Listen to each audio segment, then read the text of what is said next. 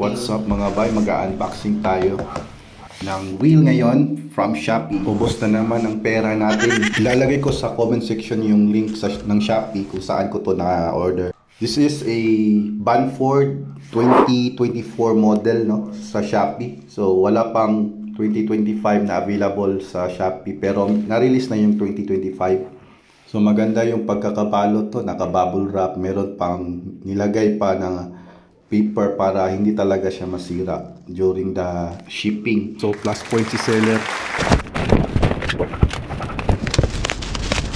So ito lang pala yung box natin for Banford C3000 series. So C pala ay stands for compact. So yung ginamit na body niya ng reel is same size lang ng 2500 series. Yung HG naman ay stands for high gearing. So marami kasi yan. Merong XG, merong MG. So magkakaiba po sila ng retrieve, no? Halimbawa dito sa HG ay high gearing siya.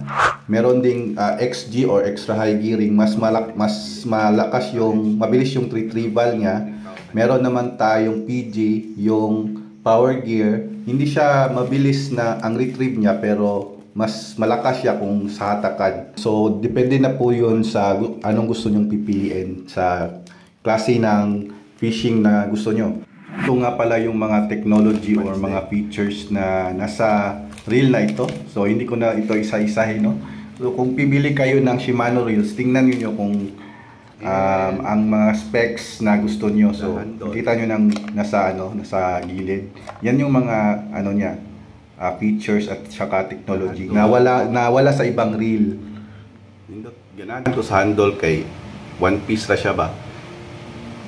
Di pareha tong uban nga reel nga pareha sa si doon na not si abot ra pa sa not si, no, kay kuan to mura siya joint. So mas grabe ang iyang kuan. Grabe ang iyang maintenance. Sa features na nagustuhan ko sa Banford or sa reel na to ay yung meron siyang anti-twist. Yung features niya ay kung kapag windy tapos nagkakaska against sa hangin, kung saan yung direction sa hangin papunta sa iyo, minsan po nagkakabuhol-buhol yan. So meron na siyang anti-twist, no? So yung linya niya parang nag-guide sa line mo. Kapag kinakast mo siya tapos against the wind, no, hindi siya agad magtatanggol or magkabuhol-buhol kasi meron na siyang features na anti-twisting na mag-guide sa ng line mo. 2024 transfer na to.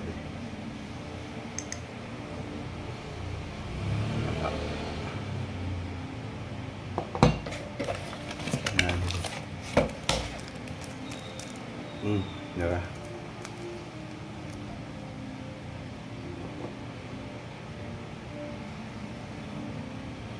So, extra washer, no? Kani siya sa para anti-twist ni siya na i-install pa ba kani? Anti-twist line ba? So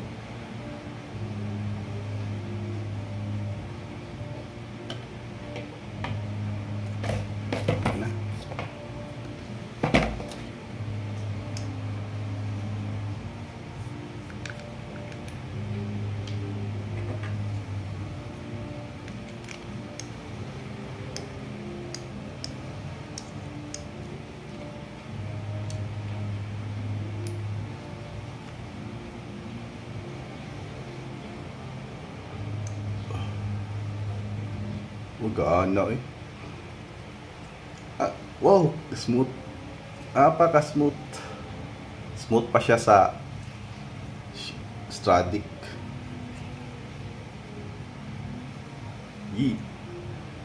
Sa ilisan ko ni para mas gaan yun siya. Wow. Kayo. Ito nga pala yung full specs niya, no? Gear ratio nasa 5.8. Ang max drag niya is nasa 9 kilograms. So napaka gaan din yan, no? 180 grams. Ito naman yung mga technology na nasa Banford. So pwede rin yun ito maging guide kung bibili kayo ng Shimano, no? Kung anong gusto nyong features na nasa loob ng reel nyo.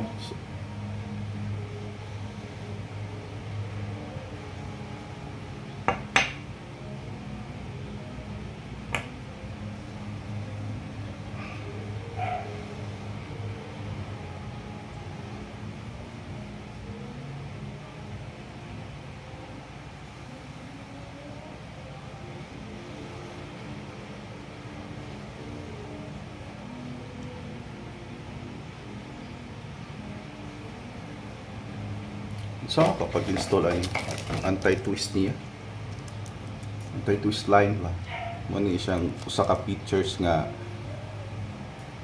kung cast ka, dili kayo siya mawinat, no? Muna nakaganindot sa kuad.